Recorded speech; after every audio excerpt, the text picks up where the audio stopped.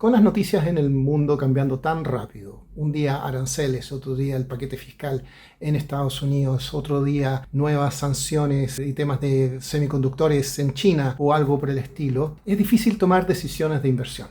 Obviamente todo el mundo está en espera de qué es lo que puede pasar con tasas de interés, qué es lo que puede pasar con acciones. Para hablar sobre el proceso de toma de decisiones, quise hablar con un estratega del mercado y estoy aquí con Hugo Osorio, socio y director de inversiones de Portfolio Capital en Santiago de Chile. Hugo, mi primera pregunta tiene que ver con eso. ¿Cómo cada vez que te levantas estas mañanas, en estos días tan agitados, cómo tomas tus decisiones de inversión? ¿Cómo haces para separar también lo que es el trigo de la paja? Bueno, es cada vez más difícil porque efectivamente cada vez hay más noticias y hay más ruido y es más difícil establecer qué es ruido y qué es en el fondo que tiene sustancia. La verdad es que tenemos procesos para eso y hay una larga lista de cosas que entran como dentro del ámbito más táctico y que influyen en decisiones de más corto plazo y otra larga lista de cosas que influyen en decisiones de más largo plazo. Por ejemplo, en el caso de la renta variable, valorizaciones, en el caso de la renta fija, condiciones económicas, no nos fijamos en todas las cifras económicas. Hemos hecho una suerte como ya de barrido de cifras económicas y hemos hecho una selección de cifras que en el fondo creemos nos dan luces más claras respecto a lo que podría hacer la Reserva Federal, por ejemplo. Así que hay que hacer una suerte de trabajo previo. Si uno no hace un trabajo previo en este mercado, la verdad es que va a costar tomar un rumbo claro. Vamos a la Reserva Federal y dame tu visión del rumbo de tasas.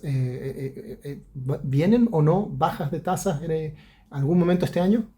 Sí, mira, la verdad es que yo creo que la palabra que define eso hoy día es incertidumbre. No tiene claro qué es lo que va a hacer la misma Reserva Federal y el mercado, ¿para qué decir? Es imposible saber con exactitud qué es lo que va a pasar. Y es porque finalmente lo que está haciendo Donald Trump con el tema de la guerra comercial define para la Reserva Federal desafíos muy complicados. O sea, por una parte complicaciones económicas y una mayor probabilidad de desempleo, pero por otra parte también mayores presiones inflacionarias. Y ahí uno podría decir, bueno, es que Donald Trump en realidad ha comenzado a recular, o sea, ha comenzado a retroceder en todo esto de la guerra comercial, pero está todo este tema del One Big Beautiful Bill, que es básicamente extender los recortes de impuestos del 2017 y agregar otras cosas que si lo analizas en detalle, al final de alguna manera exigen que la guerra comercial siga viva, porque tú tienes que compensar de alguna manera el mayor déficit que va a generar esa política con mayores ingresos. Y la guerra comercial, o sea, los aranceles en particular, son una herramienta y los cálculos, no sé, hablan de 2 trillones, 2,5 trillones adicionales que uno podría, o sea, que Estados Unidos podría recoger con los mayores aranceles, pero en el fondo, en el contexto, uno no puede llegar a la conclusión de que la guerra comercial ha acabado y la Reserva Federal está súper al tanto de esto. Por lo tanto, para la Reserva Federal, hoy día estamos, desde mi perspectiva, en una suerte como de esperar, tener más antecedentes y en función de eso actuar. Yo creo que por el momento la Reserva Federal, el peor camino que podría tomar es el dar por sentado un escenario macroeconómico específico y comenzar, por ejemplo, a bajar tasas o eventualmente subir tasas, que sería el otro extremo. Yo creo que la Reserva Federal necesita más información y en esa búsqueda de información lo que vamos a ver es una Reserva Federal relativamente neutral, que no va a mover las tasas hasta no tener esos antecedentes. Y en principio uno dice, bueno, ya se anunció una suerte de negociación de 90 días entre China y Estados Unidos, ya tienes 90 días al menos de una Reserva Federal a la espera. Me cuesta mucho creer que la Reserva Federal se vaya a adelantar y hacer algo asumiendo que, por ejemplo, vamos a tener, no sé, aumentos en inflación o por el contrario, complicaciones en desempleo. Hasta ahora no se ha visto eso, al menos en los números. Y sobre el paquete fiscal en Estados Unidos, Hugo, al mismo tiempo estamos viendo a estos bond vigilantes afectando el valor de las tasas de financiamiento a largo plazo en Estados Unidos.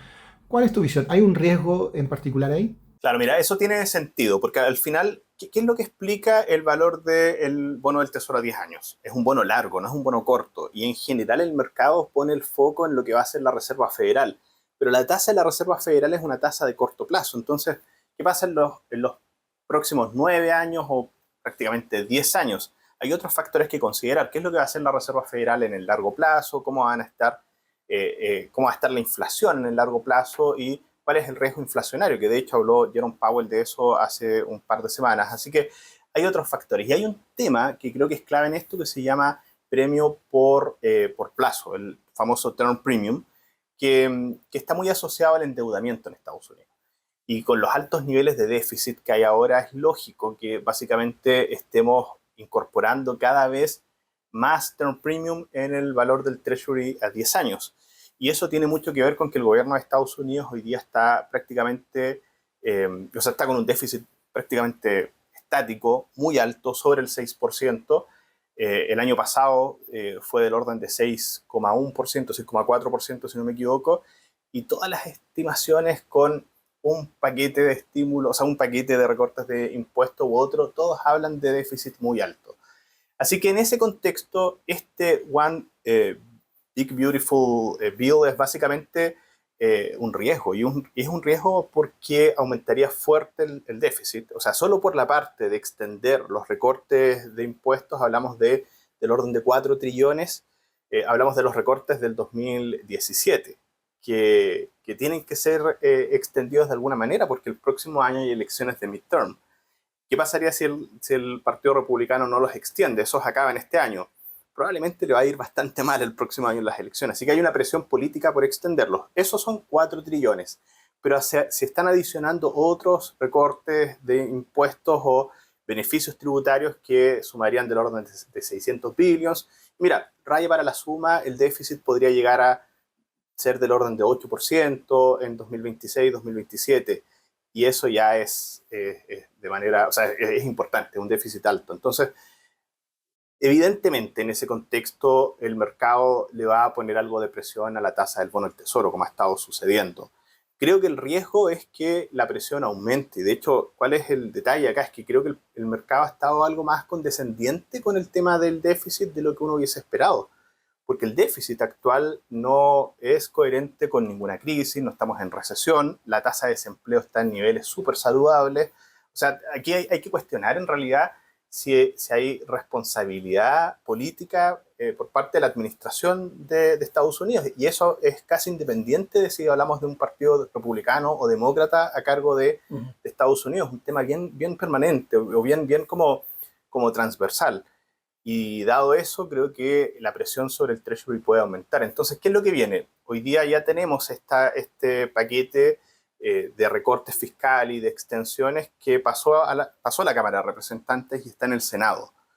Creo que va a haber un juego, o podría haber un juego, entre el mercado y el mundo político. Porque el mercado, en el fondo, va a presionar la tasa del bono del tesoro en la medida que vaya siendo claro que el paquete finalmente va a ir en una dirección o en otra.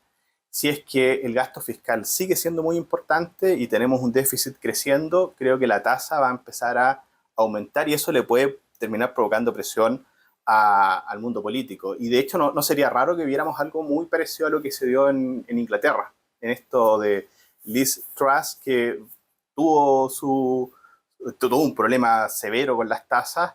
Bueno, algo muy parecido podríamos ver si es que, por ejemplo, se termina aprobando una extensión de los recortes tributarios y bueno, básicamente se termina proyectando un déficit alto. Eso podría provocar perfectamente un salto en la tasa del bono del tesoro a 10 años.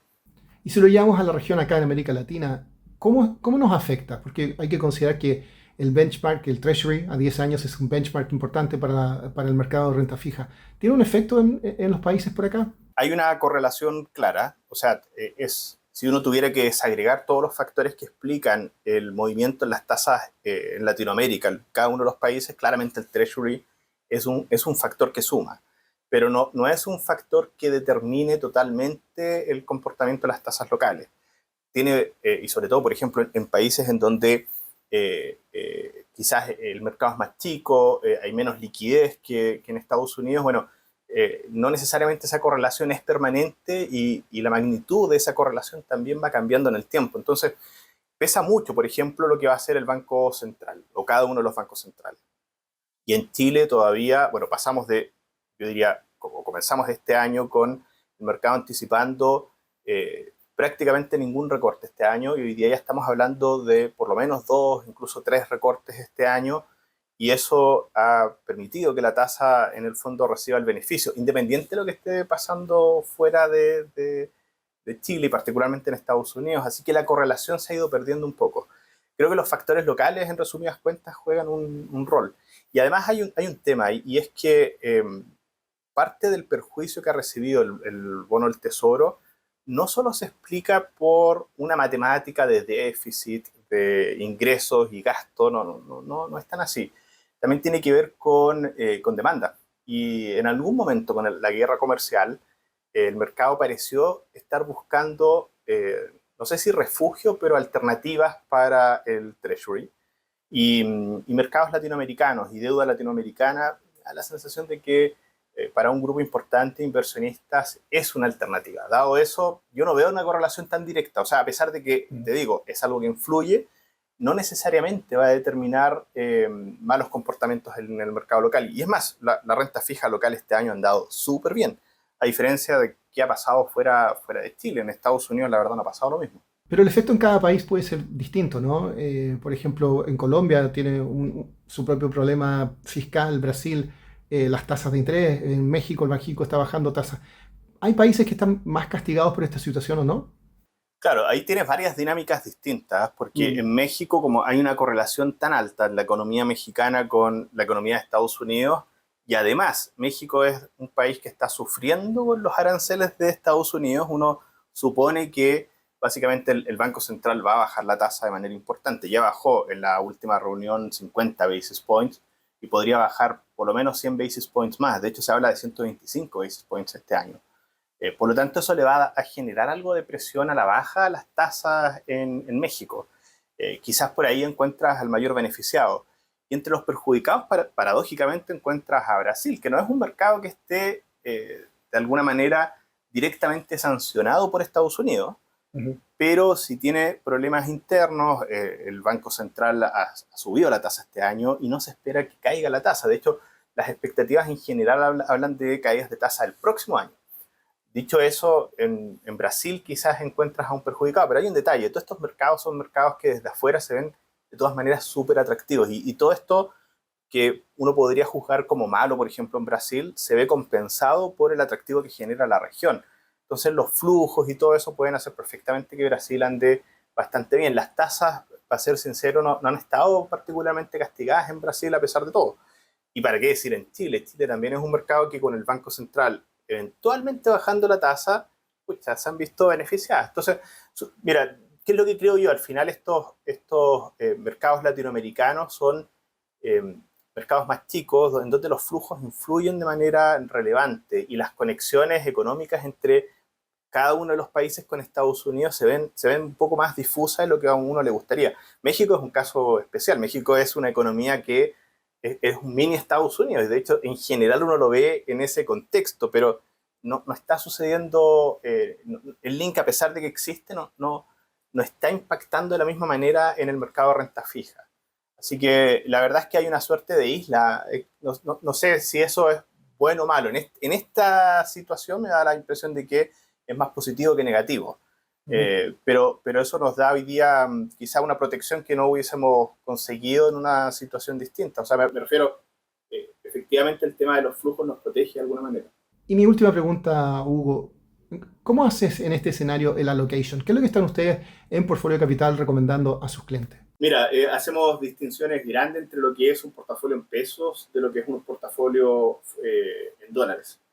En dólares, bueno, en ambos portafolios hoy día estamos neutrales, pero tácticamente más overweight. Esa es la verdad en renta variable, o sea, tomando un poco más de riesgo en el margen.